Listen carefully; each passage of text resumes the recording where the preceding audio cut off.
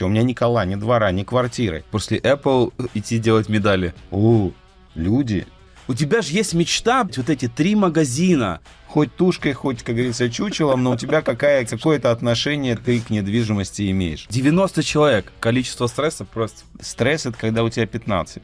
Конечно, тебя уволят, и это прекрасно. Там с интеллектом, есть проблема. Да. Поэтому терапевтически лучше быть богатым. Нет, это понятно.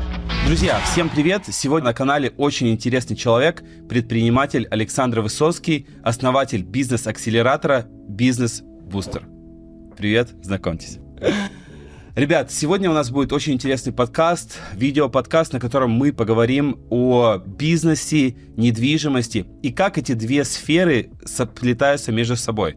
Начнем просто со знакомства с Александром, который расскажет нам, откуда он, как он здесь оказался, и расскажет свой путь, и мы потихонечку перейдем к самому интересному, это недвижимость.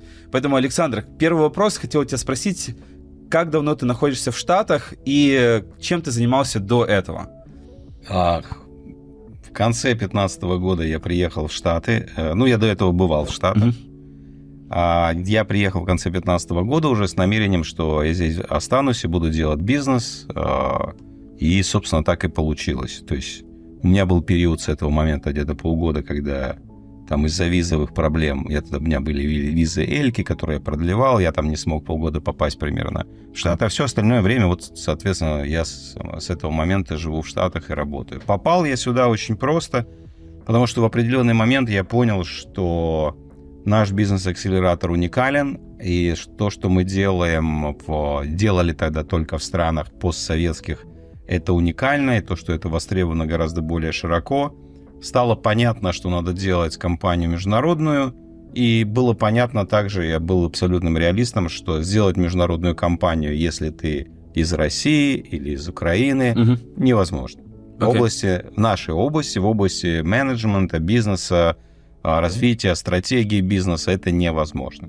То есть если бы мы продавали оружие, нефть или что-то в этом роде, то с таким бэкграундом такую компанию можно было бы делать международную, наверное, откуда-то из постсоветских стран, но не в моей области. Хорошо, а вот мне интересно, когда тебе пришла в голову идея начать заниматься вот этим бизнес-бустом, бизнес-акселератором, то есть, по сути, ты, по сути, помогаешь бизнесам расти и помогаешь им, то есть, закрывать боли. То есть, если какие-то есть проблемы у предпринимателя, то есть, твоя задача объяснить и провести человека до результата, предпринимателя. То есть мне интересно, в какой момент тебе пришла идея зайти в этот бизнес? Слушай, эта идея была она была довольно органическая, она не сразу была такой. То есть когда-то, это был примерно 2003-2004 год, 20 лет, больше 20 лет назад, я управлял обычными производственными компаниями, и я очень неплохо построил там систему управления, они хорошо работали, росли, и меня начали приглашать делать всякие презентации, семинары, делиться опытом. Сколько лет тебе было на тот момент? 34, прости, 34. 34. 34 года. 34 года. Я начал проводить эти презентации, об этом рассказывать.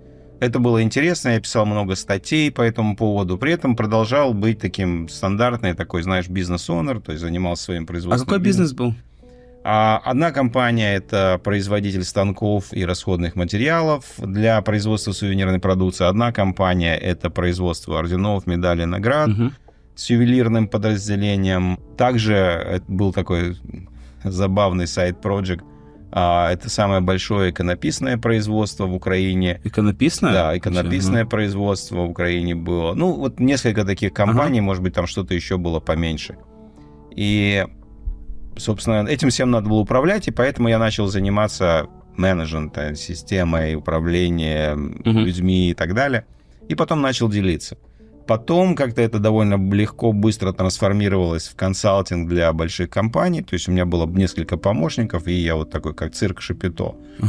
Приходил в большую компанию, помогал там наладить тоже процессы управления. Меня предложали приглашать на конференции, так выступать. И я увидел такую штуку, что большие компании — это хорошо, но есть огромный спрос среди предпринимателей, которые начали свой бизнес с нуля, сами создали, и доходят до какого-то определенного этапа и понимают, что что-то идет не так. То есть когда уже появляются люди, особенно когда появляется уже какой-то уровень менеджмента, руководителя отделов, все почему-то начинает сыпаться, становиться неэффективным, проблемы. И я увидел, что это все очень легко решается. Это, знаешь, происходит по той простой причине, что часто предприниматель, когда он делает бизнес, и это правильно, он фокусирован на чем? Чтобы продукт зашел, чтобы модель сошлась, чтобы деньги начали зарабатываться. И это правильный фокус в начале, потому что это главное. Если это сошлось, дальше можно... Цифры должны работать. Дальше можно делать бизнес. Да. Но когда у них это сошлось, они обнаруживают, что они не знают, как дальше делать бизнес. Они не знают, как из этой компании, где 5 человек, сделать компанию, где 150 человек. Даже не представляют, у них картинки вообще никакой нет. И это нормально на самом деле. То есть вот это колоссальный спрос, колоссальная боль, которую мы в бизнес-акселераторе закрываем. Вы создали бизнес, вложили в него силы, но при этом чувствуете, что завязли в рутине. В компании беспорядок, вы перегружены текущими задачами и не можете сосредоточиться на развитии, хотя такие возможности есть. Кажется даже, что вы уже прям не владелец бизнеса, а какой-то универсальный решатель всех проблем, который пытается успеть везде и повсюду и там все проблемы решить. Я сам через это проходил. И я знаю, что любому предпринимателю хочется иметь системную компанию, где все отлажено, сотрудники знают свои функции, а вы при этом занимаетесь не просто какой-то оперативкой, а вы занимаетесь стратегией развития. Компанию, где можно не только зарабатывать больше, но и иметь время на себя и на свою семью. Именно для этого я разработал систему, которая позволяет бизнесу работать без постоянного вовлечения владельца в оперативку. Я сам сейчас управляю компанией с филиалами в разных странах и с командой из 250 человек, и при этом у меня есть возможность решать, куда направлять свое время и свою энергию, свои силы. Хотите узнать, как создать такую систему в вашем бизнесе? Я приглашаю вас на мой мастер-класс «Как усилить команду, укрепить фундамент бизнеса и выйти на новый уровень». На этом мастер-классе я дам вам пошаговый план для делегирования 80% ваших текущих задач без потери контроля. Методику создания сильной команды, которая будет сама бороться за рост прибыли. Я дам инструменты для автоматизации ключевых бизнес-процессов, которые освободят ваше внимание для того, чтобы вы могли заниматься развитием. Стратегию, как за 60 дней высвободить 30 часов в вашей рабочей неделе для развития бизнеса, ну и, конечно, для вашей личной жизни. Представьте, ваш бизнес растет, прибыль увеличивается, а вы при этом чувствуете себя настоящим лидером, а не какой-то загнанной лошадью. Это я создал для себя в своем бизнесе и помог создать тысячам предпринимателей по всему миру. Регистрируйтесь на бесплатный мастер-класс по ссылке в описании. Дайте своему бизнесу возможность расти, а себе возможность жить полноценной жизнью.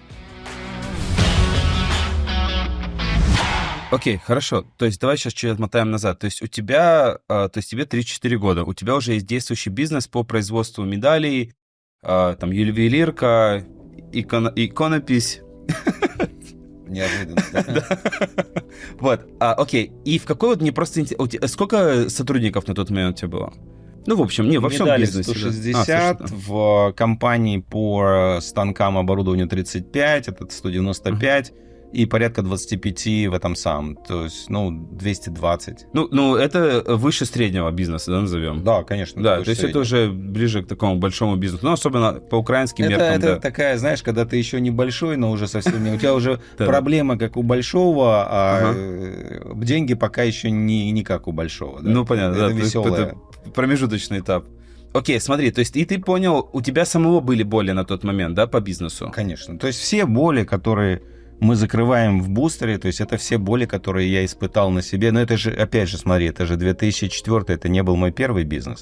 Я в первом бизнесе начал в 94-м, А давай тогда так, заниматься. Да, давай начнем тогда так. Хорошо, а самый-самый первый бизнес, который у тебя был? Самый первый бизнес, это был реселлер Apple Computer в Украине. То есть это самый первый бизнес? Это самый первый бизнес. Реселлер Apple Computer? Да, но опять же, он не начинался с того, что я стал реселлером Apple Computer. Он начался с того, что я выпустился из высшего военного училища, радиоинженер. Последние годы даже в военном училище ни хрена не учился. Я в основном программное обеспечение разрабатывал, паял компьютеры и так далее.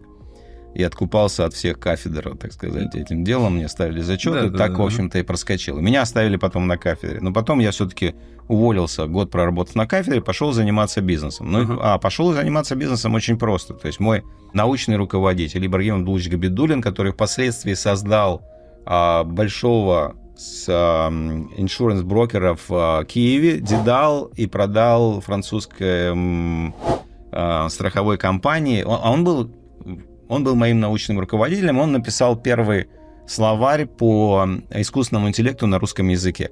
И у него была проблема, как его издать. И вот он приходит, говорит: слушай, я вот нашел спонсора, который там издаст этот словарь, им интересно. Ну, говорит, вот у меня словарь вот здесь на дискетке, на Windows. Я, говорит, втыкаю его, не компьютер, у них ни хрена не читается. Что делать? Можешь помочь? Я говорю, ну, поехали к этим компьютерщикам. А это было подразделение, реселлер, который занимался Apple Computer в то время. Экзотика адская. Ну, да, это я представляю. Я попросил, чтобы они мне дали кодировочные таблицы и так далее. В общем, раздраконил это все, получил, приехал к себе на кафедру в Киевское высшее военно-авиационное инженерное училище тогда. Написал часа 2, написал конвертер, который перебрасывает там кодировки, как бы сконвертировал ему словарь, отдал. Он пришел там через 2 дня полностью сияющий, счастливый, реализовал мечту своей жизни. А эти ребята из Apple говорят: слушай, может, ты к нам пойдешь работать, если такой умный? И я поехал к ним, посмотрел и понял, что то, чем я занимался как инженер, это, наверное, устарело уже на 20 лет, да, по сравнению с тем, что есть. И поэтому я пошел сначала у них поработал, потом открыл свою собственную компанию, и мы занимались Apple, всякие издательские системы. Хорошо, тогда вот мне вот интересно еще, вот видишь, у нас такая хронология, мы назад идем. Вот смотри, мне самое интересное, сейчас хотел бы узнать, вот именно вот этот переход из сотрудника найма, да, то есть ты в найме работал, по сути, даже в это Apple, да? То есть ты сначала это было мое единственное в жизни место работы по найму. Это окей. Ну, просто мне интересно... Это окей, это бесконечно прекрасно. У меня был опыт работы по найму, это важно. Да. И мне интересно, вот ментальный шифт, когда у тебя произошел в моменте, когда ты работал на Apple, да, ну, то есть вот этих ребят, да, там, и решил открыть именно свой бизнес. Вот мне интересно вот этот момент. Что именно, почему ты решил, что я не хочу больше работать у них, там, условно, за зарплату, да, а вот хочу именно открыть свою компанию. Ты помнишь это время? Ну, слушай, я думаю, что основной шифт, почему это произошло, я сразу могу успокоить, почему это было легко в 93-м году. Зарплаты были нищебродские. Да. То есть средняя зарплата тогда в Украине баксов 20, наверное, в месяц была. То есть очень низкие заработные платы, раз. Второе, в тот момент компьютерные технологии это было очень выгодно. То есть официальная маржинальность продажи техники Apple официальным дилерам была 32%. Хайп был на эту, да, на нишу, мне кажется. Ну, вопрос не в этом. Это просто была такая политика. Это были, то есть 32%. При этом стоимость там, представляете, вот там один ящик, один компьютер стоил несколько тысяч $. 32%, то есть на одном ящике там эта компания зарабатывала $1500. Средняя зарплата была $20 в месяц. Понятно, то есть это были колоссальные... То есть ты увидел огромный потенциал в цифрах. Да, с одной стороны. С другой стороны, я увидел, что мне интересно этим заниматься. Я всю жизнь... Я на самом деле занимаюсь в жизни, в бизнесе только тем, чем мне интересно заниматься. Я вообще сторонник такой идеи, что я могу заработать деньги в чем угодно, но выбираю то, что мне просто для души интересно. И мне тогда были интересны эти современные технологии компьютерные, и поэтому меня это увлекло. Поэтому мне было легко сделать выбор. Сегодня людям намного сложнее, потому что у них тогда нечего было терять. У нас ни хрена не было. Я был выпускником военного училища, у меня ни кола, ни двора, ни квартиры. Там молодая семья с чудовищно низким уровнем жизни, которой очень тяжело профугать полностью, понимаешь, потому что хуже уже, как говорится, некуда. Поэтому... Мне нечем было рисковать. Это очень давало такое вдохновение. Смотри, я сейчас все равно хочу получить более такой ответ. Почему? Потому что, смотри, очень часто у людей, которые работают в найме, у них есть мысль, что они хотят, особенно когда они смотрят на своего босса, который ездит там на крутой машине, либо еще что-то, они рисуют у себя в голове, да, картинку, что я тоже хочу быть боссом, условно, да. И вот почему мне хотел вот именно... если ты сможешь вспомнить вот этот момент, почему, понятно, то есть как бы, вот как вот человек, который работает сейчас в найме, что должно произойти в его в голове для того, чтобы он перешел в разряд там предпринимателя и открыл свой бизнес или купил свой бизнес? Вот какой... Ну, у меня произошло две вещи. То есть, во-первых, мой босс, неплохой, кстати, человек и довольно хороший в области такого people management, но я бы, вот сейчас бы я его не взял на работу как бы руководителем. Почему? Потому что он не дал мне никакой игры в этой компании. То есть у меня были амбиции, но мои амбиции в основном заключались не в том, что мне хотелось какой-то определенный автомобиль, и там. У меня были больше амбиции в масштабе игры.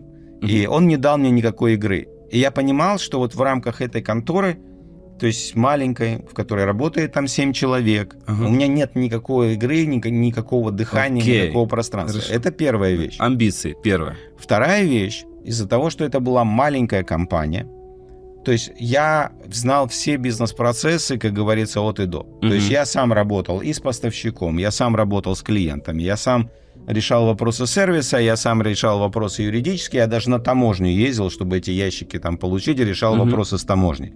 И это то, из-за чего, когда речь идет о маленьких компаниях, они очень часто размножаются почкованием, понимаешь?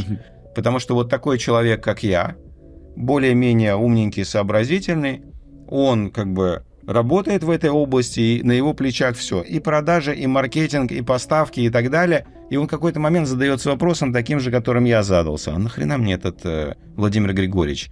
То есть... Ты и сам все можешь. Да, я и сам все это могу делать, я все это знаю. То есть зачем мне Владимир Григорьевич, который будет мне выплачивать заработную плату, когда я сам могу в этой области заработать?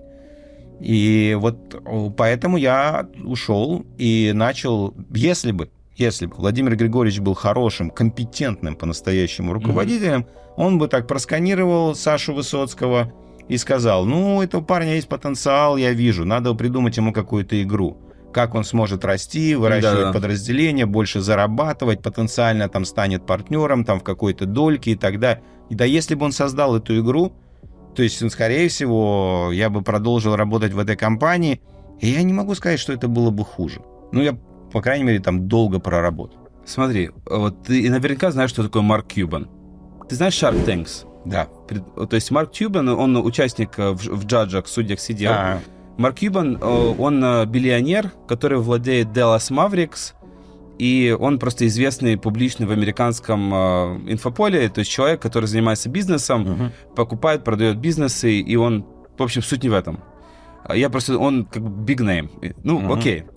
И он такую вещь сказал: чтобы я бы лучше работал на себя, имея свой бизнес, и зарабатывал там $50 тысяч в год, нежели работая на кого-то и зарабатывая 200 или 250 тысяч долларов в год. И я лично его поддерживаю. То есть я абсолютно такого же мнения.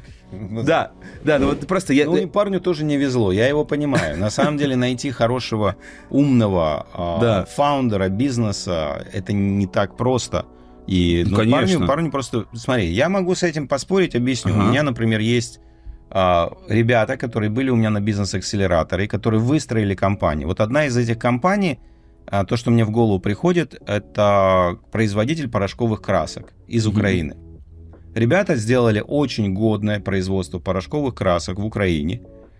Ну, мы помогли им все это выстроить, развить, а потом они продали этот бизнес швейцарской компании. Я после этого общался с владельцем, потому что он остался руководителем в этой компании.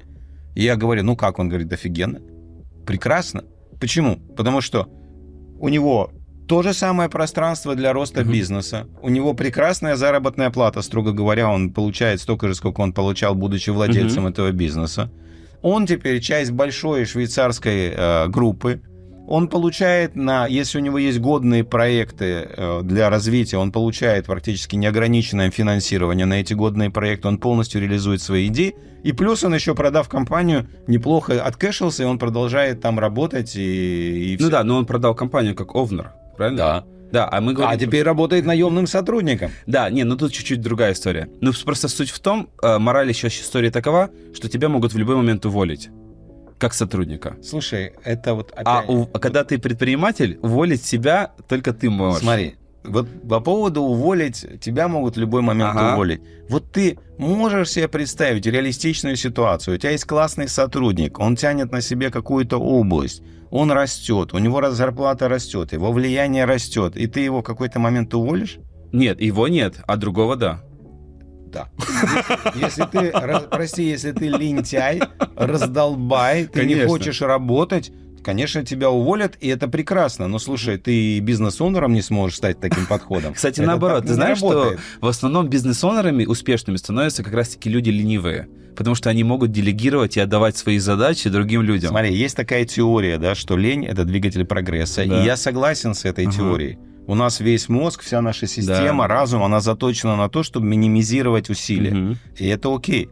Поэтому, если кто-то говорит, что он ленивый, для меня это не значит вообще ничего. То есть вопрос в том, что ты можешь быть 1000 раз ленивый, но если ты делаешь так, чтобы процессы шли и результаты производился, да ты чертов гений на самом деле. Вот это и что делает хорошего предпринимателя. Да, но давай так.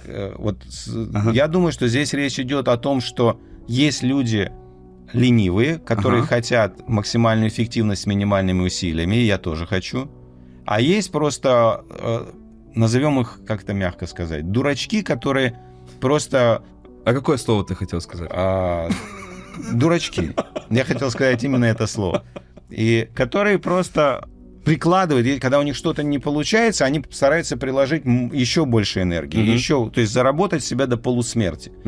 Хотя в этом случае, если ты что-то прикладываешь энергию, у тебя не получается, да? То есть, неплохо сделать там пару шагов назад, посмотреть на это, подумать, может, под другим углом приложить и так далее. Они долбят как сумасшедшие, понимаешь? Но это просто, это же не это вопрос просто того, что там с интеллектом, есть проблема. Вот. И таким людям я, конечно, рекомендовал бы делать бизнес. То есть, поэтому... Нет, 100% предприниматель — это не стандартный склад ума, и это... Предпринимательство — это решение изобретательских задач. Причем мои наблюдения говорят, что зачастую это решение изобретательских задач там, где тебе не надо никакие изобретательские задачи решить. Это просто связано еще с очень низким уровнем компетентности. Потому что, опять же, смотри, люди, когда они становятся врачами, они что делают? Они идут там в medical school, потом у них там интернатура, потом они практику в госпитале проходят, потом открывают собственную практику. 8 лет они становятся врачами. Предпринимателями люди становятся. Они приходят, тестируют свою гипотезу, у них взлетает, и они потом: люди, надо что-то с людьми делать, маркетинг, продажи, надо что-то с этим делать, да, серьезно? То есть это просто связано с тем, что очень низкий уровень компетентности. И это то, кстати, чем мы занимаемся. Мы помогаем талантливым, смелым, умным предпринимателям быстро вот эту компетентность заполнить. И не теорией, учебниками и так далее, а практикой, что ты узнал это, сразу вкрутил, узнал, вкрутил, узнал, вкрутил. Потому что, извините, какой бы ты ни был талантливый, охренительный, какой бы ты прекрасный там секрет раствора не придумал, но если ты не научился нанимать людей, их организовывать, делать так, чтобы они делали работу, тебе крышка. В лучшем случае, если тебе повезет, ты найдешь партнера, который для тебя это сделает, но он за тебя полбизнеса точно заберет, и это хорошо. Потому что это минимум полбизнеса стоит. Но не всегда это возможно, не всегда есть такие партнеры. Поэтому то, что мы делаем, мы просто помогаем им, фаундерам, вот эту экспертизу наработать быстро, по проверенному маршруту, а не методом путевым проб и ошибок в течение десятилетий. То есть смотри, мы сейчас вернемся. Окей, то есть ты устроился на Apple, да, проработал, посмотрел, по сути, как устроен бизнес, да, то есть изучил механику, то есть где там брать клиентов, где брать эти компьютеры, как их продавать и т.д. То есть базу. То есть я, если честно, тоже часто говорю, то есть когда люди приезжают в Америку, да, вот просто свежие. Иди работай сначала. Иди работай, 100%, иди работай, изучай бизнес, смотри, как все устроено. Желательно заходить в бизнес сервисный какой-то, простой, который не требует больших инвестиций, да, то есть тебе не надо там покупать какие-то заводы и там технику и нанимать кучу людей. Проще всего изучить какой-то простой бизнес сервисный, который ты можешь там с малым количеством там инструментов или чего-то еще начать в одного даже, и потом ты можешь его расти. Возвращаясь вот с этой историей с Apple. То есть сначала ты работал в компании. И вот мне интересно, когда ты решил работать на себя, то есть ты в соло ушел один и начал открывать? Нет, я ушел не в соло, я соблазнил пару своих друзей пойти, ну, они не в этой компании были, они были outside, и я там сказал, давайте вместе сделаем этот бизнес, я знаю, как его делать, и мы пошли втроем, открыли эту компанию, из которой они потом меня выгнали. Классика, это классика. Но меня тоже выгнали. Но начало было хорошее, на самом деле. Начало было очень хорошее, и мы быстро рванули, на самом деле. Мы прям быстро рванули, но потом я попал в вот этот вот штопор, то есть мои знания о менеджменте и маркетинге были нулевые. Это было понятно. И поэтому мы все трое стали равными совладельцами в этом бизнесе. Я был генеральным директором, кроме того, а они отвечали, один за финансы, другой отвечал за маркетинг и продажи. Ну, это прям на старте это было оговорено? То есть вы когда вот... То есть смотри, сейчас вот так. То есть ты работаешь в компании, вот Apple, да, назовем, просто Apple называешь? Да, мы назовем ее условно Apple. Да, назовем его Apple. То есть ты работаешь, окей, у тебя загорается идея, я делаю слишком много, я умный, энергичный, и я могу этот бизнес сделать сам. То есть ты изучил механику бизнеса, такой, окей, я могу его сделать. Хорошо, самому либо страшно, либо недостаточно финансов, нужна поддержка и партнерство. Скорее страшно. Окей. Скорее недостаток моральной поддержки, недостаток уверенности в себе, слишком много неопределенности. Скорее всего, это вот такой просто тупой животный какой-то страх, связанный с неуверенностью в себе и непониманием того, как эта вещь работает. Окей, хорошо. У тебя есть два знакомых приятеля, и ты понимаешь, окей, я не знаю, там именам, то есть, ну, условно, там Вася, Коля, назовем, просто, не знаю, если надо. Не попал? Можно назвать Вася. Хорошо, Вася, Коля. Окей, то есть ты говоришь, вот у меня есть друг Вася, вот Коля, а почему именно они, а не просто Вася или Коля? Почему тебе нужно было два человека? Так получилось. Мы были друзьями, мы дружили, а они обладали хорошей компетентностью. То есть это не был просто первый выбор, там, первый встречник. Один из них, он заканчивал то же самое военное училище, что я, то есть он хороший, твердый радиоинженер, образованный. Второй имел опыт работы в международной компании, в финансы, бухгалтерии и так далее. То есть у него тоже была твердая экспертиза. А на тот момент они работали уже где-то? Да, они работали. И ты то, что как бы переманил и говоришь... Да, и они кинули свою работу, и они переключились в этот... И это было удачно, это было позитивно, потому что я потерял работу высокооплачиваемую, и они тоже потеряли высокооплачиваемую работу, это прям стимулировало, это бодрило. А как ты их Ну, это была твоя идея, да? Бизнес. Да, это была моя идея. И ты их вдохновил, да? Конечно, я им, естественно, рассказывал, показывал математику и так далее. А математику я уже всю знал, так как я все это и делал все это на самом деле. Вот. И у меня была идея. В этот момент было несколько дилеров Apple в Украине, и ужасно не хватало всякие периферийные устройства, видеокарты, специальные там всякие софтвер, который не поставлял Apple официальный. А я уже как бы понял, как это находить, как это покупать, как это все поставлять. И поэтому у меня была такая бизнес-идея, которую легко было реализовать без какого-то капитала. Капитала вообще не нужно было? Не, особо нет. То есть у нас не было особо капитала. Это буквально... капитал. Слушай, почему я говорю, что вот 93-94 в этой области это было просто клондайк? Потому что тогда работали по предоплате. Ты мне платишь деньги, я на эти деньги заказываю, привожу, устанавливаю, все. Окей. То есть мы брали капитал от клиентов. Это идеальный бизнес. И поэтому нам не нужен был тогда рабочий капитал. Но этот бизнес подорвался именно на этом. Знаешь, это потрясающая история. Кстати, с этого угла никогда на это не смотрел. Вообще, это очень интересно. Нас убивают наши успешные привычки. Всегда. Вот в данном случае что было? Была успешная привычка работать по предоплате. И мы работали, расширялись. А когда рынок изменился, и надо было работать уже, привлекать капитал, завозить на склад, продавать, мы слишком долго боролись за вот эту успешную бизнес-модель, вместо того, чтобы быстро сообразить, что бизнес-модель поменялась, и поэтому фактически нас обошли все, кто изначально по этой бизнес-модели не работал. Они сразу пришли в этот бизнес как профессиональные торговцы. Торговец — это значит, здесь мы берем капитал, здесь мы берем это, завозим, пам-пам, и они нас в какой-то момент начали обходить. Интересно. Правильно, то есть как бы у тебя уже мозг привык, что есть рабочая схема, это меньше сопротивления, меньше стресса, это работает. Зачем это ломать или менять, Причем если феноменально заключается в том, что это дурацкая схема. Она очень болезненная, она очень тяжелая. Примитивная. Потому что тебе, смотри, тебе, там, ты хочешь купить у меня компьютер. Ты представляешь, что одно дело, когда они у меня на складе лежат, а другое дело, когда я тебе должен продать идею, что ты мне заплати заранее довериться деньги. тебе. То есть это тяжело рекламировать, тяжело продавать, это очень трудно. И на самом деле, если хорошенько посчитать, с точки зрения, в этой идее нет никакой выгоды, потому что тебе деньги, они очень короткие.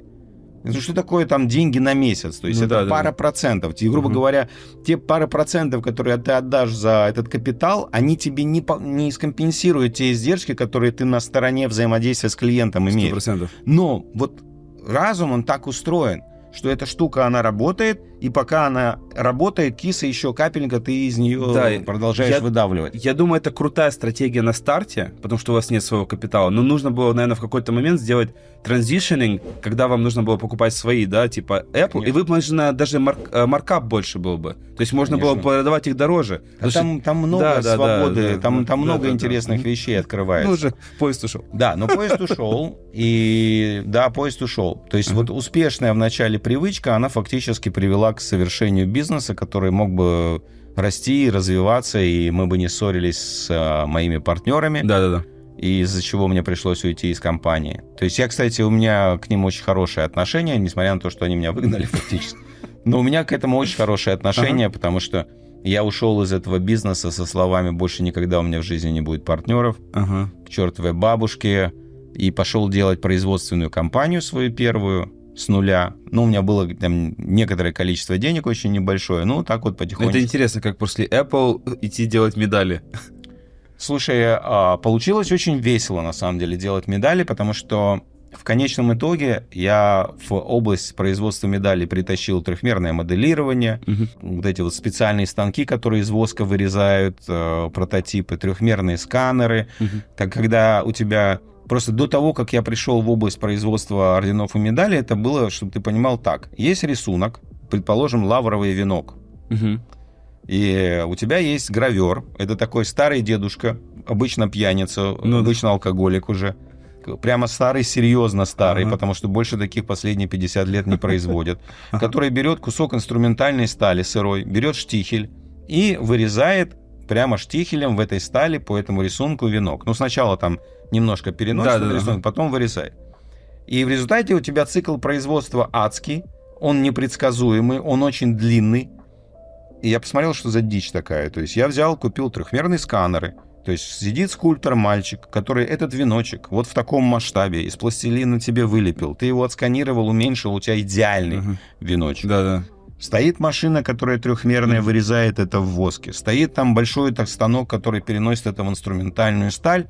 В результате ты можешь делать штампов в 100 раз больше, чем любой твой конкурент, в 10 раз лучше, и делать это просто накачано. А еще у тебя появляется библиотека всех этих бесконечных разновидностей любых веночков, крестов, звездочек, надписей и так далее. И, грубо говоря, когда тебе надо что-то новое сделать, ты там венок, 28 тысяч видов лавровых венков. Ты выбрал, который тебе нужно, посадил, добавил там что-то. Все это в компьютере, и все это вот так. И самое главное, не переживай, что дедушки может не стать в какой-то момент. А их не становилось в какой-то момент. Это была прям большая проблема. Да, и мы уже все как бы от дедушек полностью не зависели. Поэтому мой компьютерный бэкграунд, он как бы не умер. Я и в производстве нагадил. Слушай, еще такой вопрос. Вот, то есть ты серийный предприниматель, да, то есть у тебя было разное количество бизнесов, да, то есть и сейчас ты, естественно, то есть непосредственно связан с бизнесом, максимально причем, наверное, да, потому что как бы ты работаешь и с бизнесами, и с предпринимателями, то есть, ну, ты на «ты», так скажем, да, с бизнесом. И мне вот интересно, да, есть очень большая боль и проблема от предпринимателей, да, то есть когда они начинают генерировать какие-то деньги, то есть они гонятся за ростом компании, да, то есть они, по сути, переливают деньги обратно в бизнес. Ты считаешь, это правильная стратегия для роста? Или, вот, допустим, ты генерируешь какие-то деньги в бизнес, у тебя либо стратегия генерировать деньги, то есть это как кэш-кау, да, то есть которая генерирует деньги, ты просто их вытягиваешь или, ну, там, реинвестируешь в какие-то другие проекты, либо ты в надежде, что ты сделаешь когда-то большой экзит, продолжаешь закидывать бабки в компанию, и потом, когда ты станешь там пенсионером, ты продашь и станешь миллиардером сразу. Как лучше? Смотри, у тебя прекрасный вопрос. Я могу тебе ответить, как я сейчас на это смотрю, и как я сейчас поступаю, но сейчас это, скажем, последние 5 лет. Угу. Если я отмотаю... но это на самом деле нечестно, потому что там в 2004 я так не мыслил. Ну, мы сейчас же здесь и Да, сейчас. но если говорить сегодня, то я смотрю на это очень просто. Деньги — это просто энергия. Угу. И вопрос денег — это просто вопрос, откуда я смогу получить больше возврата на инвестиции. Все очень просто. Окей. Если у меня есть внутри компании проект, из которого я могу получить хороший возврат на инвестиции, я туда кладу деньги. Если у меня закончилась фантазия, я куда-то в другое место. Понятно, я все равно диверсифицирую. Угу. Это правда. Ну, то есть, безусловно. То есть, все равно какие-то деньги из компании я вынимаю. И, безусловно, независимо, я все равно там чуть-чуть складываю в стартапы. Вот сейчас у меня там, так как я член Давыдов's Venture Capital, где-то 80, больше 80 стартапов проинвестировал в области AI и так далее. Но это для меня, скажем так, порядка, наверное, 10% моего личного дохода, 15%. Это не очень много.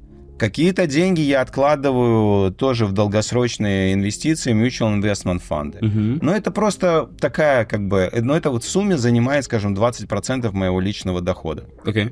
А в отношении всего остального, я, кстати, мало потребляю. Я на самом деле потребляю, может быть, процентов 25 от того, что я зарабатываю. В месяц ты имеешь в виду? Не, вообще в целом. Ага. Ну, то есть, если взять мой годовой доход, то вот процентов 25 я потребляю за год, 10 примерно в стартапы, 10 mutual investment фонды, а вот оставшиеся я уже... Потребляешь тебе на жизнь, расходы, там, конечно. Семья и так далее. Да, конечно. Ага, окей.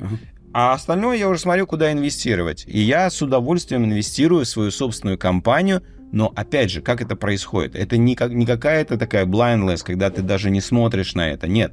Это вопрос. Вот у нас есть проект, давайте мы смотрим точно так же, как инвесторы смотрят на стартап. Угу. Вот точно так же мы смотрим на внутренние процессы. Между прочим, именно эта точка зрения привела к тому, что мы 3 года назад начали разрабатывать свою собственную платформу по автоматизации менеджмент-задач. Угу.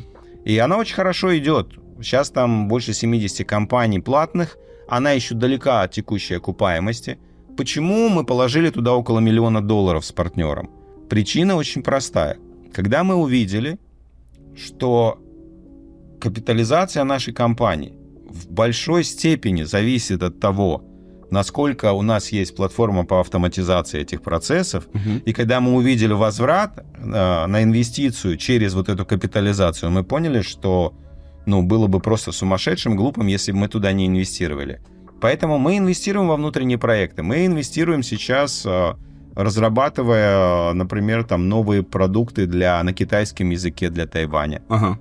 И это не то, что... То есть просто, например, там наш MBA на китайском языке по стоимости, по внутренней стоимости, это где-то $350 тысяч.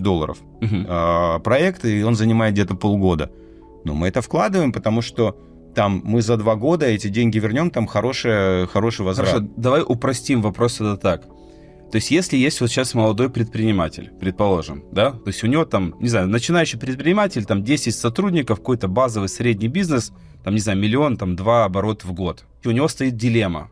То есть, что ему нужно делать? Либо вкладывать, вот как бы ты на его месте, да, распределился этими финансами? Либо обратно в рост компании, либо диверсифицировать другие проекты, либо вот как бы ты на его месте, вот у тебя есть компания. Обычно на таком размере, о котором ты говоришь, инвестиции в собственную компанию дают потрясающий возврат. Невероятный просто. Я это вижу. Потому что иногда я друзьям помогаю, инвестирую там или даю деньги в долг, чтобы они могли свой бизнес растить. И я вижу, когда у тебя компания маленькая, то у тебя твоя инвестиция в эту компанию дает колоссальный возврат обычно. То есть это не то, что ты можешь где-то на стороне, в принципе, получить. Окей. Просто Америка — это страна малого бизнеса, и 95% всех, наверное, компаний как раз-таки представляют тот сегмент, о котором я озвучил. Условно, то есть это страна маленького бизнеса, да, то есть где много маленьких таких бизнесов, а-ля 10 человек, там, например, несколько миллионов там оборот. 8 миллионов, нет, 20, это 8 они нанимают, 20 миллионов компаний, это компании, состоящие из одного сотрудника. Да. 8 миллионов нанимает первого сотрудника в течение первых 2 лет работы. Вот. А почему я тоже спросил этот вопрос? Потому что, по сути, у меня был бизнес. То есть, он до сих пор есть. У меня совсем малый бизнес есть, один из моих бизнесов. Это небольшая строительная ремонтная компания. Так. Да? То есть, я открыл ее в 2013 году. То есть, сначала я тоже открыл с партнером, потом меня оттуда вышибли. Тоже такая же история.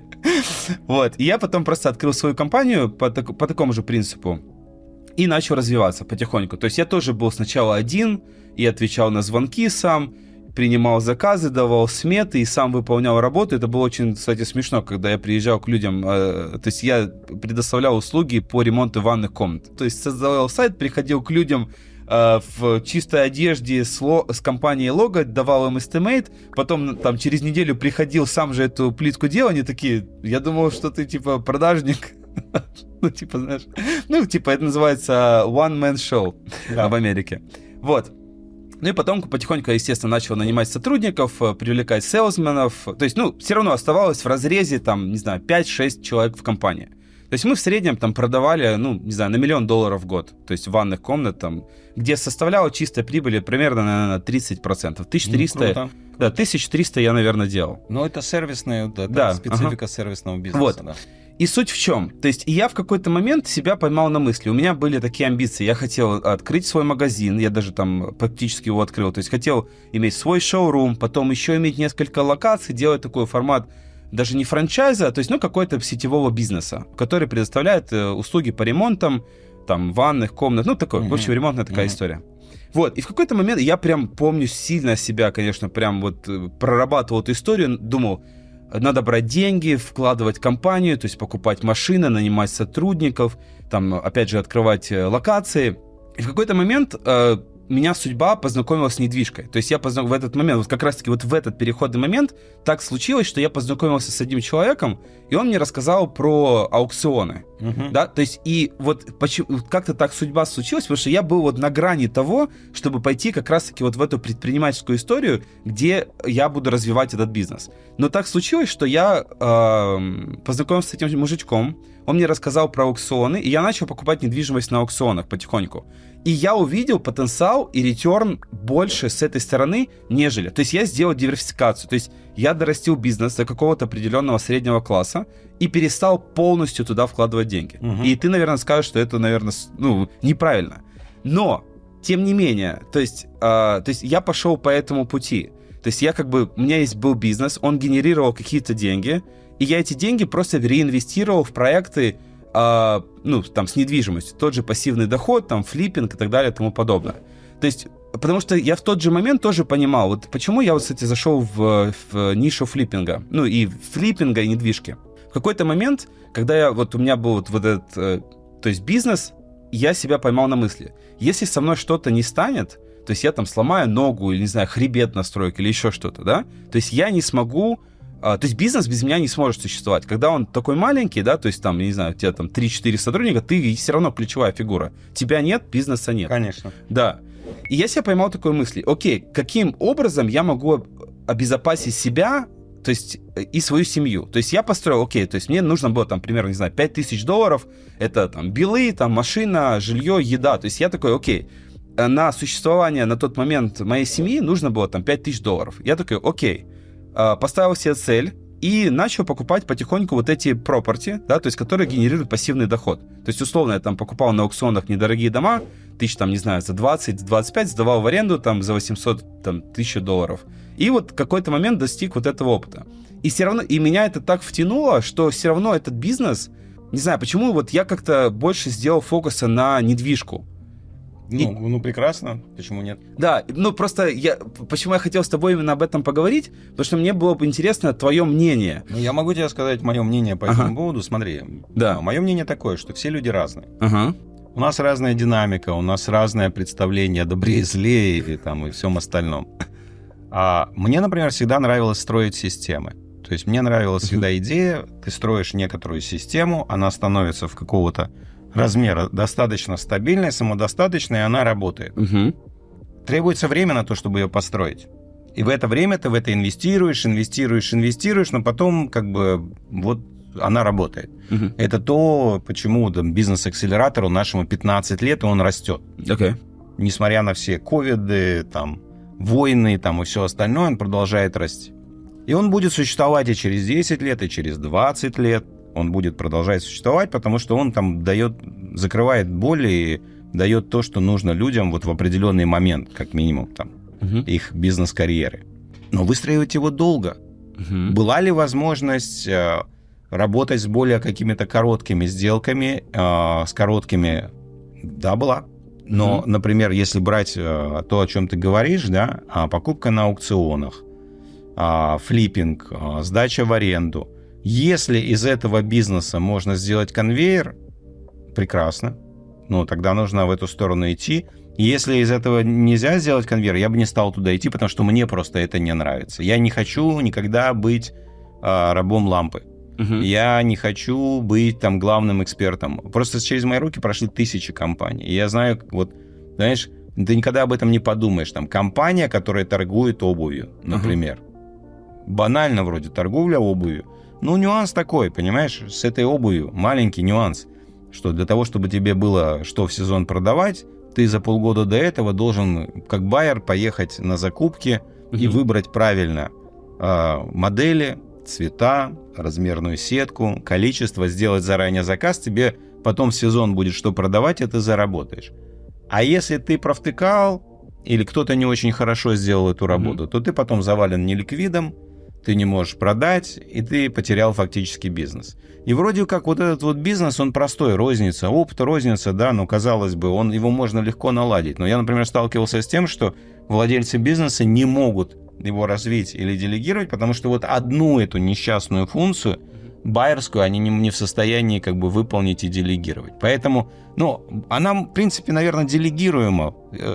Я просто вот к чему. Смотри, это вопрос как бы, что тебе ближе, что тебе нравится. Потому что вот эта работа, аукционы, флиппинг и продажа, она просто, там столько факторов, которые влияют. И фактор маркета, и факторы там, что происходит с финансированием, и факторы как бы правильного поведения на аукционе, и факторы потом управления вот этим самым строительством и бригадами для того, чтобы все-таки привести это в порядок, и продажи. То есть здесь очень много движущихся частей, и с одной стороны, да, там хороший заработок, но там так много движущихся частей, что для того, чтобы сложить из этого работающий механизм, это намного сложнее, чем, например, в этих замечательных ваннах. Да и нет. Смотри, просто какая суть.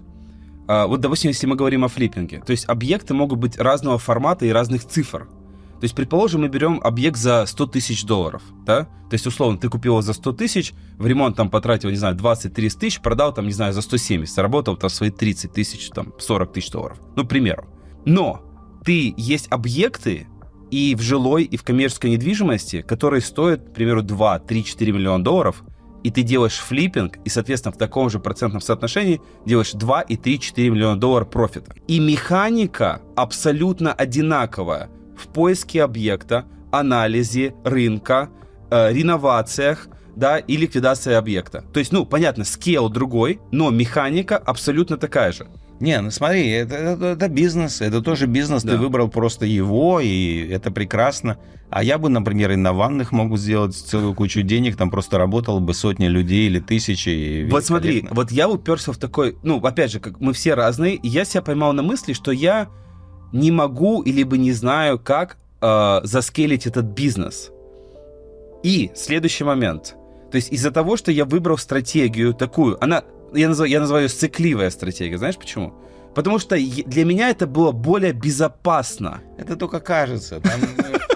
Вот смотри. Подожди, дай быстрее. Мы из всех страхов выбираем просто те страхи, которые мы можем легче перенести. Зачастую это следствие какого-то просто обстоятельств. То есть, грубо говоря, тебе в этот момент попался человек, который дал тебе эту уверенность, поддержал тебя в этом направлении бизнеса. А если тебе в этот момент попался Высоцкий, который тебя поддержал и дал уверенность, возможно, ты пошел бы по другой траектории. И я точно так же, я не исключение, то есть, среда и так далее. Да, нет, так вот в чем суть, что я пытаюсь сейчас докрутить историю. То есть я выбрал путь безопасный на тот момент по мне. То есть я такой, это больше сейф. Я вроде купил домики, с ними ничего не будет, они будут потихоньку приносить бабки, может, не такие уж иксы, если бы я в бизнес вложил бы, но это безопасно, понятно и просто. Вот, я с тобой согласен. Дальше. Что ты думаешь? Я себя в тот момент, лет 3, 4, 5 лет, вот когда я это делал из бабки, вытаскивал из бизнеса, я реально себя корил. Я думал, ты, наверное, что-то делаешь неправильно. Я думал, у тебя же есть мечта, вот эти 3 магазина, чтобы у тебя будет большая... То есть у меня была на тот момент мечта иметь свои 3 локации. Я уже города выбрал, визуализировал, как это все будет. У меня будет потом франшиза. И у меня была все-таки эта мечта. Но я все равно потихоньку выбирал путь. И что ты думаешь? Прошло 10 лет. Это с 2013 года я начал это заниматься. То есть сейчас 2014, но условно 10 лет мой путь плюс с недвижкой. И сейчас моя капитализация примерно 10-11 миллионов долларов в недвижимости только. Вот из-за того, что... Это я сейчас просто... Почему я так сказал? Сначала я думал, что я, может, что-то делал неправильно. И сейчас я понимаю, что 100%, если бы я выбрал другой вариант, то моя компания, скорее всего, бы не стоила 10 миллионов. В моем случае. Потому что я понимаю, что этот бизнес достаточно сложно заскейлить. Вот. Смотри. 12 миллионов, возьмем капитализацию 12 миллионов долларов. Капитализация 12 миллионов долларов, это компания, наверное, мультипликатор 4, то есть 3 миллиона долларов у тебя должно быть заработка в год. 3, наверное. Я до 4 сейчас вряд ли кто продает. Нет, нормально. Нет, наоборот, сейчас цены на работающий нормальный бизнес. Если у тебя там стоят менеджеры, управляют, они просто прекрасные, поэтому 4 это минимум. А когда у тебя меньше миллиона в год бизнес зарабатывает, да, там совершенно другие коэффициенты. Когда у тебя больше миллиона, я говорю сейчас 3 миллиона долларов в год бы зарабатывал этот бизнес. Ты сказал, что у тебя там маржинальный... Не зарабатывал, а просто growth. Нет, я сейчас говорю о заработке. О SDE, то есть, условно, EBITDA? Грязная прибыль, да, EBITDA. Да, то есть, грязная прибыль. 3 миллиона долларов, правильно? То есть продаж на 3 миллиона долларов. Нет. Нет. Грязной прибыли на 3 миллиона долларов. Нет, грязной прибыли... То есть примерно, наверное, 20%. То есть тебе нужно продавать... Сейчас все посчитаем. Чтобы у тебя 12 миллионов долларов были в капитале, тебе нужно, чтобы у тебя твой текущий бизнес давал 3 миллиона долларов EBITDA в год. 3 миллиона долларов EBITDA в год, пускай маржинальность будет 20%, она упадет с ростом бизнеса, зашибись. Это 15 миллионов долларов оборота. 15 миллионов долларов оборота, а ты делал со сколькими людьми? Где-то, давай скажем, 5 человек. 5 человек, ты делал сколько оборота? Еще я, считаю, тоже работал. Тоже человек, 6. Вроде как, да. Сколько ты делал оборота? Мы продавали на миллион, где-то миллион в год в среднем. То есть чуть меньше. 6 человек умножить на 15.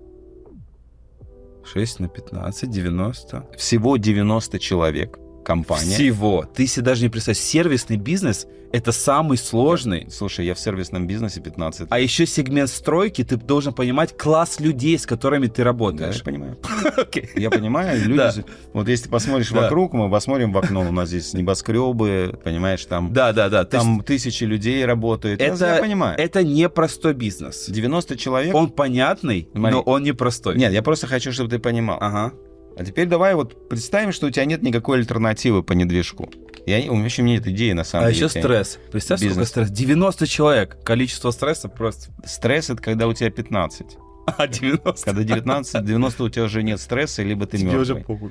Нет, ты либо уже умер, либо ты все наладил, у тебя стресса нет вообще. Потому что, наоборот, с этого количества начинается кайф в управлении, потому что если ты нормально все наладил, то у тебя уже есть... подразделения, руководители, HR, который нанимает. Да, в этом бизнесе тяжелые люди, поэтому мы каждый месяц нанимаем 10 новых, 7 увольняем, 10 нанимаем, все нормально, бизнес-процесс налажен. А теперь представь себе, давай честно, реалистично ли за 3 года построить компанию, в которой работает в этом бизнесе 90 человек? Думаю, нет. Я тебе говорю, что это абсолютно реально, если ты просто знаешь основы менеджмента. Хорошо, один реально. нюанс. В том городе, где я живу и работал на тот момент, демографика не позволяет росту бизнеса. Возможно, такого. маркет ты съел, тогда нужно по городам расширяться. Но если маркет... А это еще больше усложняет, чем дистанционный бизнес. Я тебе не говорю, что ты неправильный выбор сделал. Я ни в коем случае не говорю. Ты сделал правильный выбор, скорее всего. И ты молодец. Спасибо. И тебе нравится это кайфово. А важно, чтобы было еще кайфово. Да. Я страдал, если честно, в бизнесе. Абсолютно. Потому что я еще, обрати внимание, это то, что я говорил. Все люди разные. Мне нравится строить системы. Вот я бы выбрал путь. Я бы сказал, 90 человек, через 1,5 года у меня бы работало 90 человек, если бы маркет позволял. Здесь маркет не позволял. Они бы делали то же самое, на том же самом качественном уровне. И они бы не шли ни в какие лакшери-фигакшери. Они предоставляли тот же самый там какой-то эконом-сегмент продукта. У меня бы работало 90 человек, и капитализация была бы те же самые $12 миллионов, то есть за 1,5-2 года. Это я тебе говорю просто с точки зрения скорости. Окей. Ну, ты должен понимать ликвидность недвижимости или ликвидность бизнеса. Ликвидность бизнеса тебя удивит. В зависимости, какой бизнес. Компания, у которой $3 миллиона EBITDA, мега ликвидно.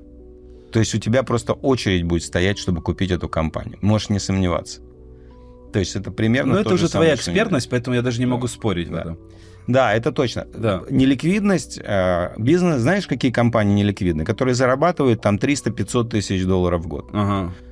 И там, значит, владелец, фаундер этой компании пашет как папа Карло, а он там главная, так сказать, движущая сила, и тогда компания неликвидна, потому что, грубо говоря, она как бы продается, типа, а у нас тут денежный поток для владельца, там 300-500 тысяч долларов в год, но потом ты смотришь на этого владельца, и ты понимаешь, что ты такую замену, чтобы нанять, минимум 200-300 отдашь. То есть у тебя, грубо говоря, ты покупаешь бизнес на самом деле без текущей прибыльности.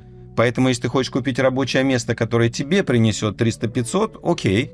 Понял, да, идея? То есть поэтому они не ликвидны, потому что они могут быть проданы только человеку, который хочет в это ярмо, как говорится, засунуть свою шею, либо ему нужна либо он эксперт в менеджменте, и он умеет за этим управляться, и он может ее купить, поставить туда руководителя, которому заплатит 150, потом еще кого-то, плюс это присоединить к еще большей компании, вот там тоже есть игра. Но в любом случае, вот 300-500 тысяч долларов в год – это не ликвидные компании. Знаешь, как говорится, это не бизнес, это full-time job. Я говорю в Украине заробітничанство. Это не бизнес, это full-time job. Full-time job, абсолютно. Да, поэтому я думаю, что с учетом фактора, о котором ты в конце сказал, о том, что маркет ограничен, это важный фактор. Я думаю, что ты принял правильное абсолютно решение, но если бы маркет позволял, то вполне возможно, что капитал в $12 миллионов ты бы заработал быстрее при условии, что ты, тебе гармонично иметь дело с людьми, с менеджером. Ты должен любить это. Абсолютно, надо любить, потому что люди разные. Я отношусь к такой категории людей, такие системные задроты, ленивые, но системные задроты, которые любят строить систему. Ты, скорее, видимо, такой более предпринимательски ориентированный в моменте, так сказать, в потоке. It's okay. Таким людям и надо работать в недвижке и делать деньги. Потому что для меня все, что я не могу систематизировать, для меня скучно. То есть, для меня наоборот. Здесь можно заработать кучу денег, но один раз, а как это поставить на поток, непонятно, ну его нафиг. Скукота. В этом же и прелесть, что мы все такие разные, и это создает как бы мир, да, то есть представь, если все были одинаковые, это было бы скучно. Да, абсолютно. Если у тебя появится бизнес-процесс, например, покупки какого-то бюджетных домов на аукционе массово, и тебе надо будет, у тебя уже будет много людей, много бригад, которые там это флипуют там, и так далее, это надо будет наладить, сделать из этого постоянно работающий бизнес-процесс. Конечно. Вот это весело, вот это то, Нет, так слушай, в недвижимости огромное количество разных стратегий. Как мы с тобой говорили раньше, недвижимость — это просто отдельный мир. Да, это как я говорю, это говорится, я работаю в недвижимости. Это все равно, что я пользуюсь электричеством. Да. Или я имею дело с электричеством. Это целая вселенная. Там куча ниш, там куча разных стратегий. Да, то есть даже вот, допустим, что касаемо системности. То есть есть много разных разветвлений, и вот, допустим, одно из самых популярных для начинающих ниш — это wholesaling. Wholesaling — это такая ниша, где в основном работают молодые активные ребята, они находят объекты вне рынка, off-market, и перепродают их инвесторам. Ну, то есть они такие скауты, они как раз ищут вот эти Да, объекты. и самое интересное, без своих денег. То есть там система ассаймента, то есть ты берешь дом под контракт, и у тебя есть 30 дней, пока контракт не сгорит, перепродать этот контракт другому инвестору. И вот в этой нише она очень scalable. То есть конечно. Да, то есть по факту у тебя минимум своих инвестиций, потому что ты, по сути, так называемый sweat equity. То есть ты своей энергией и потом, да, то есть зарабатываешь, то есть вкладываешь. И вот этот бизнес, это тоже, знаешь, эволюция недвижимости, это самый низ, но он scalable, то есть есть огромные wholesaling компании, которые зарабатывают большие цифры, и, ну, то есть, и так же самое, то есть есть коммерческая недвижимость, ты тоже ее можешь скейлить, там, жилая недвижимость, Section 8, вот, государственные программы. Section 8 — это там, где государство платит за субсидии. Тенантов, Да, то есть, и самое интересное, они обычно платят выше рынка. То есть, предположим, я, кстати, тоже делал по Section 8, то есть, предположим, у тебя есть дом, рыночная цена у него, к примеру, там, $1000 в месяц, да, но Section 8 может платить по этому, они платят по zip-коду, да. а потому что в zip-коде есть и дорогие, и дешевые, они делают среднее, да, и поэтому ты можешь купить в этом же zip-коде, где дешевый дом, а они-то платят среднее, и сдавать этот дом, к примеру, за 1400, да, как, ну, они платят. И самое интересное, потому что это платит тебе государство, тебе нету никаких проблем, что тебе не заплатят, ну да, как у тебя часы. только одна проблема, ты боишься зайти в этот дом потом. А в этом вся и суть, потому что ты же скейлишь, и у тебя есть property management company. Ты никогда не видишь тенантов, ты даже свой дом не видишь, ты ничего не знаешь. То есть ты очень часто, когда делают огромный скейл по Section 8, то есть ты покупаешь уже либо портфолио сразу там, либо там 10, 20 там, и уже ты ставишь свой property management, то есть это готовый бизнес. То есть опять же, и соответственно у тебя есть постоянный приток денег со стороны правительства. То есть это очень удобно. То есть очень много разных стратегий тоже со скейлом. Ну, видишь, это каждая стратегия, это, по сути, отдельный бизнес со своими правилами, в которые нужно вникать, с которым надо разобраться, и в котором тоже есть внутри этой стратегии, есть стратегия, как туда войти, 100%. Там, с чего начать. Да, это хорошая штука, на самом деле. Ну вот, по сути, я как бы тоже 10 лет потратил на то, чтобы изучать, то есть разные стратегии, потому что я делал, у меня есть и коммерческая недвижимость, и жилая, и Section 8, и флиппинг, и стройку я делал, то есть знаешь, вот как ты в мире бизнеса, да, то есть эксперт, я вот в мире недвижимости, да, американской, тоже экспертом себя могу назвать, потому что 10 лет... Я вижу, что тебе это нравится, поэтому ты точно сделал правильный выбор, и это целый мир, да. Да, то есть как бы мне это реально кайфует, то есть мне нравятся люди, которые, да, допустим... Даже, знаешь, вот в бизнесе люди, да, то есть у вас есть свое там окружение, то есть какие-то свои интересы, темы, то есть так же самое в недвижке, да, то есть у нас есть свой круг общения там, то есть мы свои какие-то вещи обсуждаем, то есть, да, то есть это, вот я очень часто привожу такую аналогию, то есть есть любители Харли Дэвидсон, да, встречаются там, общаются про Харли, а есть там любители недвиги, да, они собираются и общаются там про флипы, инвест, там, девелопмент или еще что-то, да, и я уверен, что у вас тоже так же там по бизнесу, да, то есть такая же своя, то есть свой мир, да, то есть да, конечно, есть по менеджменту. Ну, смотри, это то, что есть в комьюнити, и увлеченные люди, это мега важно, потому что если ты занимаешься недвижком, и ты в этом комьюнити, тебя оно все время фокусирует, подбрасывает идеи, бодрит, щекочет, направляет. И чем больше ты фокусируешься, тем больше ты там получаешь результатов. Поэтому мы, например, когда речь идет о развитии бизнеса, менеджмента, маркетинга, там, технологий, людей, управления, мы тоже стараемся создавать комьюнити, потому что когда человек в комьюнити такое попадает, его вот все в этом комьюнити подпитывает, и он получает лучшие результаты, так же, как и у вас в недвижке, точно так же. Правильное окружение, правильное комьюнити дает тебе очень много. Ну, просто еще вот условно наших два мира, они очень сильно сопряжены. То есть в основном люди той же из бизнеса, то есть они тоже занимаются недвижимостью. То есть очень часто... К сожалению, да, к сожалению, они занимаются часто этим по остаточному принципу, не глубоко в это погружаясь. И я противник этой идеи. То есть моя точка зрения такая, что если ты хочешь куда-то инвестировать деньги, напрямую, не через профессионалов, да, то ты все равно должен стать профессионалом. 100%. Когда ты должен упереться, разобраться, обучиться, а иначе ты просто теряешь эти деньги. Например, как я это в своей жизни применяю. мне интересно инвестировать в стартапы с искусственным интеллектом. Почему? Потому что эти инвестиции дают возможность мне четко понимать не в целом на уровне идей, а на уровне конкретных технологий, с чем мы в бизнесе будем иметь дело через 2-3 года массово. Потому что это те проекты, в которые мы вкладываем деньги. Но я понимаю прекрасно, что это большой кусок работы. Это due diligence, это отсмотр, это привлечение этих стартапов, это юридические моменты. Поэтому вот есть Давыдов комьюнити, да, венчурное. Вот я туда вошел, я туда ношу, там есть эксперты, специалисты, которые уже занимаются механикой. Сам бы, например, когда мне говорят, а вот давай вот венчурное, давай в венчур положи деньги. Я говорю, не-не-не, ребята, это область, в которой нужно разбираться. То есть это область, в которой нужно прям погружаться и так далее. Если в область там покупки бизнеса обычного и инвестиций в обычное, я в этом разбираюсь. Я там могу посчитать, посмотреть, оценить риски, то здесь я ничего в этом не понимаю. И точно так же вот в отношении недвижимости. Я вижу просто, фееричные факапы. То есть фееричные. Вот у меня друзья, только я с ними встречался недавно, продали здесь квартиру на первой линии, на Санике за $3,5 миллиона. Шикарная квартира, они ее на этапе котлована, по-моему, за 4 купили, что-то в этом роде. Почему так происходит? Они еще издавали какое-то время, и это при этой стоимости HOA это сдавание было как мертвому припарке. Потому что это какая-то такая история, что вот недвижимость — это всегда хорошо. Это все равно, что сказать, вот электричество — это всегда хорошо. Но иногда может убить, правда.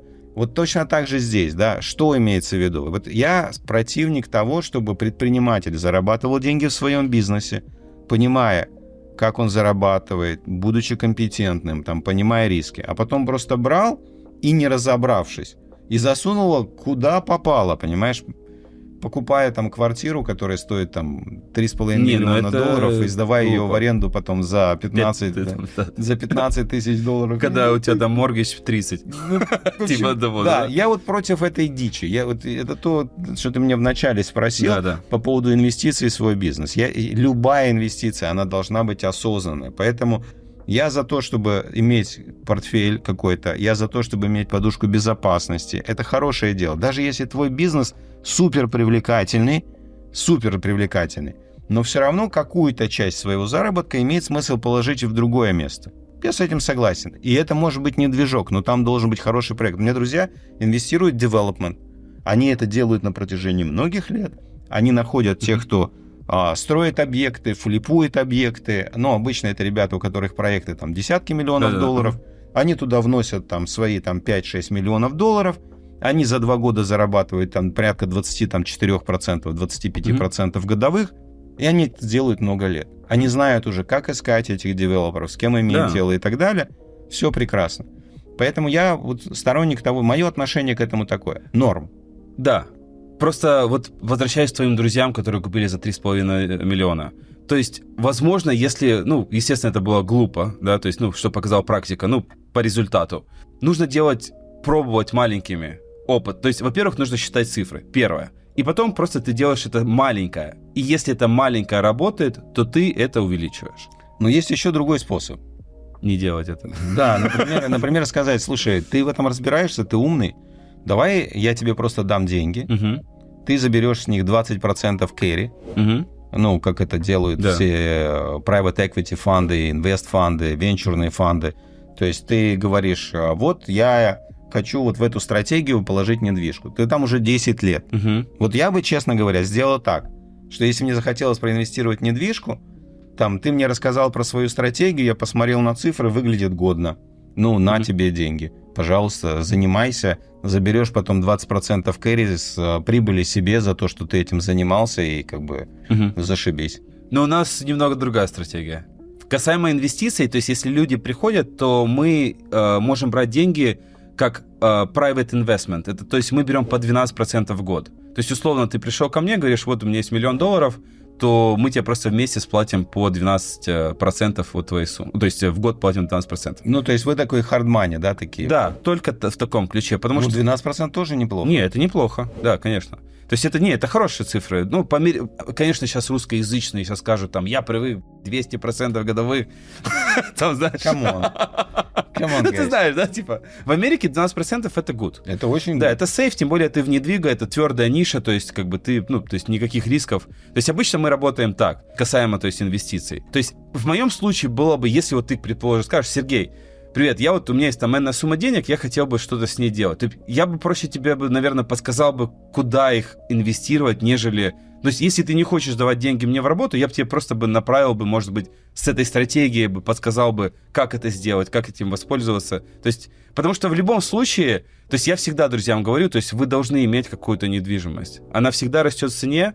Да, возможно, она не дает вам каких-то супер больших иксов, но это стабильно, это понятно, это просто и просто, ну, это безопасно. Вот. Ну, по поводу безопасности, а почему ты, кстати, упомянул такой фактор, говоришь, а вот если я там ногу сломаю, спину сломаю там и так далее, Ага. но у тебя же есть, прости, страховка. А если нету? У всех есть Так, страховка? Ну, если ты платишь вот этот disability insurance, ты же платишь disability insurance. Ну окей, что страховка? Они тебе это заплатят, но они же тебе до конца дня не будут обеспечивать? Будут. Годами будут платить. До конца дней будут обеспечивать. Да, нет. Короче, разные могут быть кейсы, и больше нет, чем да. Ну, ладно, я не буду спорить, я не эксперт в страховых, я просто знаю, что они тебе будут платить disability до тех пор, пока у тебя есть disability. Ну что, они $1200 в месяц тебе будут платить? Нет, они платят твой Не, ну они там, могут быть разные кейсы. Нет, если ты платил себе честно, и с этого ты платил эти самые... Честно, как ключевое слово. Честно, налоги, да, то они будут тебе платить. Ну ладно, окей, хорошо, проехали.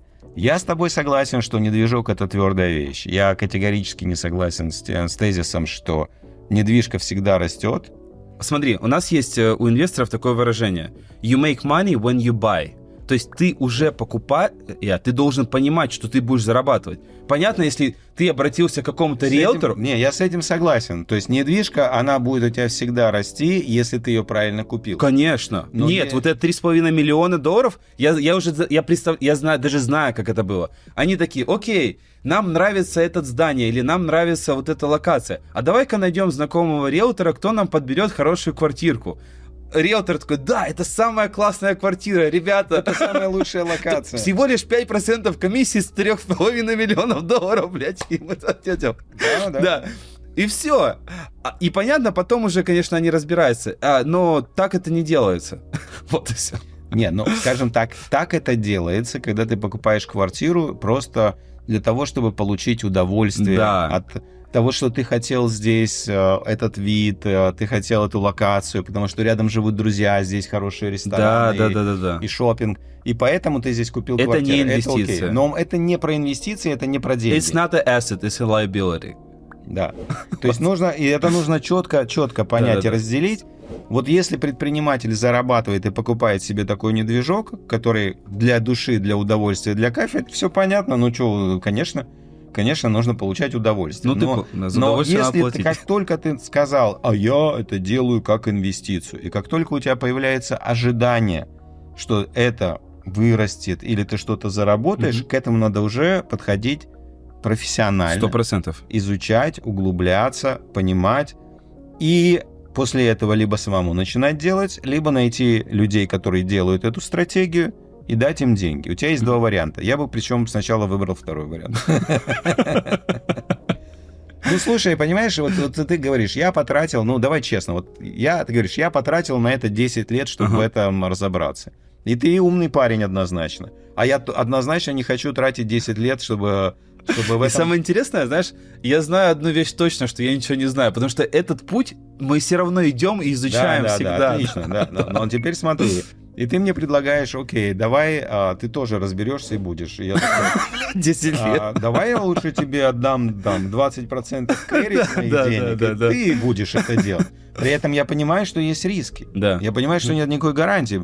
Ну, так же, как если бы я сам это делал, тоже бы не было никакой гарантии, были бы риски. На самом деле... Подумай над этим. Может быть, тебе имеет смысл, кроме того, чтобы людей проводить по этому маршруту, а еще дать возможность ленивым как-то скосить угол.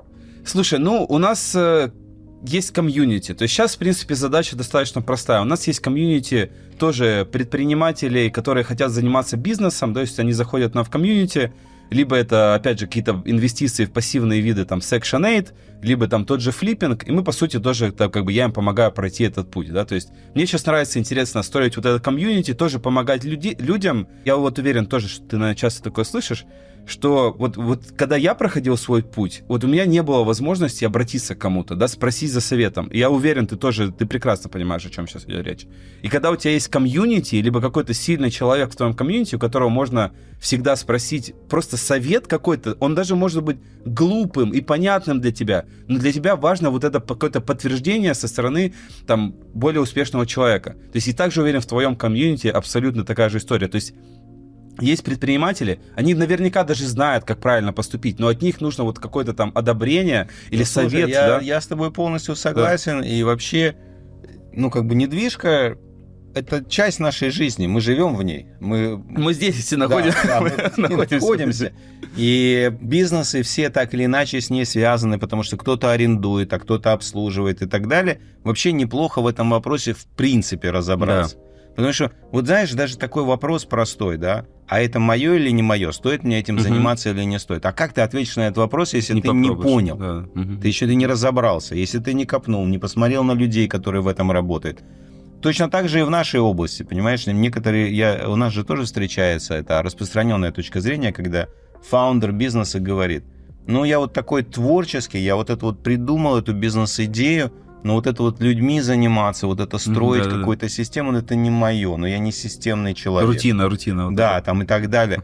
По сути-то он даже не понимает, о чем идет речь. Потому что, чтобы понять, нужно немножко в это погрузиться, нужно пообщаться с людьми, которые это делают, надо посмотреть, как это происходит. Поэтому я вообще, знаешь, сторонник, вот как я считаю, чтобы ребенок, подросток вырос как бы душевно здоровым и сделал как бы правильный выбор профессии в жизни, потому что в какой-то момент ему придется это сделать, ему нужно много опыта, ему нужно много экспириенсов, ему надо многие вещи посмотреть, изучить, соприкоснуться. Набить шишек. И с точки зрения предпринимателя я считаю тоже, что нужно в эту область погрузиться, понять, и в эту погрузиться, понять, и в эту погрузиться, чтобы у тебя кругозор какой-то был. Иначе, а как ты можешь решение принимать? Как ты будешь принимать решение, вкладывать тебе деньги чертовы в твой собственный бизнес и качать компанию до 90 человек, чтобы 12 миллионов заработать? Либо тебе пойти по пути недвижка и 12 миллионов заработать. Тебе неплохо бы понять, чтобы сравнить тебе, как-то это сравнивать. А иначе это просто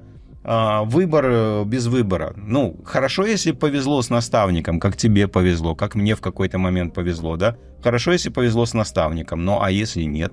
А если нет, то сложнее.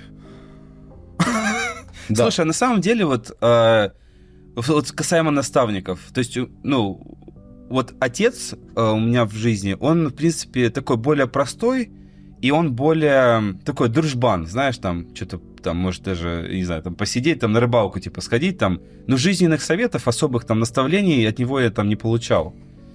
Ну, у меня мать, как бы, она пыталась закрыть эту роль. Но вот этот father figure, да, по-английски, такая вот эта отцовская роль, она, кстати, вот касаемо вот меня, вот ты просто сказал про наставников, и я всегда искал вот такого наставника, какого-то взрослого мужика, который мне может там поделиться своим опытом, рассказать свой путь, как подсказать, как поступить тут или так. И я реально вот, я просто вот сейчас вспомнил, потому что у меня на моем пути, да, были наставники разные, причем люди, потому что у меня же тоже эволюция какая-то происходит, и разные люди появляются. Вот, и реально вот эти люди, они действительно ключевые моменты и роли сыграли в моей жизни. И, ну, помогли принять правильное решение, направить меня вот. И я просто к тому, что вот, почему я сейчас это сказал, потому что сказал, у кого этого нету, это тоже, если у тебя есть задача и запрос, то ты всегда сможешь это найти. Конечно. Да, в других людях, либо опять в том же комьюнити. Да, конечно. Либо еще что-то. Но ты должен искать. Да, ты должен хотеть этого. И не быть сильно упрямым. Я, например, что касается недвижки, мне в какой-то момент стало интересно, вот как там mutual investment фонды, которые специализируются на, как они перформят реально. Я взял в один американский фонд, занес там немножко денег, просто положил там 10 штук. И вот второй год я наблюдаю за тем, как я теряю деньги в этом. Но это не значит, что вся недвижка такая. Это значит, что вот у них такая стратегия какая-то определенная там и так далее. Просто опять же, смотри. Вот я сейчас тоже, я вот такую вот проследил линию с тебя и твоего опыта с недвижкой. То есть твой опыт с недвижкой в основном связан через вторые руки, так Конечно. скажем. Да, то есть ты никогда hands-on, типа вот прям с недвижкой не был связан. И поэтому у тебя такое совсем, ну, такое, так скажем... представление. Дилетантское, конечно, дилетантское. Я не сомневаюсь, оно дилетантское. Поэтому я бы даже, вот если честно, хотел бы, если... Но я вижу по глазам, что интерес все-таки есть у тебя в недвиге. Смотри, у меня есть интерес ко всему, что связано с бизнесом. И с деньгами. Просто по той причине, что бизнес — это многогранная штука, и если ты хочешь понимать, что здесь, ты должен понимать, что вокруг расположено. Я бы вот, если тебе все-таки есть интерес в недвижке, я бы попробовал бы что-то простое сделать самому, если тебе это интересно, и такое простое, что даже если будет факап, то ты break even, да, то есть не потеряешь денег. Не, я сам делать не буду, слушай, у меня хватает приключений. Пока нет, но я, может быть, вот сейчас, ты знаешь, у нас сейчас проект по покупке у компании, объединении, консолидации. Вот когда я с ним закончу, возможно, меня потянет на приключения, и я попробую что-нибудь. Хорошо, потому что на самом деле, вот ты молодец, что сказал, у меня сейчас есть друг, который продал бизнес в Amazon. То есть, ну, он делал экзит, там, семизначная, типа, история, вся эта, как они, знаешь, как говорят, seven figure, там, а никто не знает сколько. Вот, и он мне сейчас, то есть он в работе, как бы у меня в наставничестве, и мы ему сейчас подбираем портфель недвижимости. У него была прям такая прям конкретная задача продать бизнес и там условно 30-40% от этой котлеты реинвестировать в недвигу и просто закрыть, чтобы успокоиться. То есть это нормальная стратегия, я думаю, когда ты делаешь экзит, потому что ты эти деньги можешь реально профукать тоже. Ну, не ты, а ну просто личность. Да нет, ты можешь делать...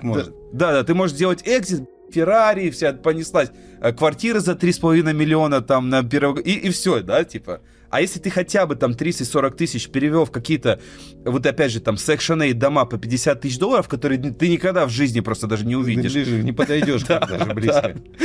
На выстрел, на расстоянии выстрела. Абсолютно. Да. Я понимаю, о чем ты говоришь. Да. Ну, я с этим согласен полностью. У меня абсолютно дилетантский опыт в отношении этого. Да.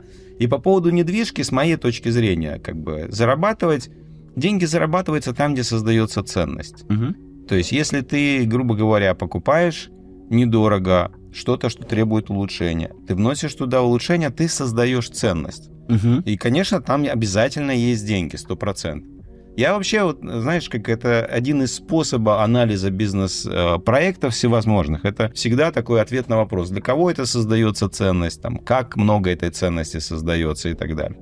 С недвижкой, что хорошо, это то, что она относится к области necessities, да, то есть это то, без чего ты не можешь жить в поле в современном Еда, обществе. крыша над головой. Точно, да, то есть кровать. Ты хоть тушкой, хоть, как говорится, чучелом, но у тебя какое-то отношение ты к недвижимости имеешь. Да. Поэтому вот это в недвижке просто прекрасно. Ну, это фундаментально. Нет кстати, да. человека, который свободен от этого. То есть он либо платит за аренду, либо моргадж, либо там что-то еще.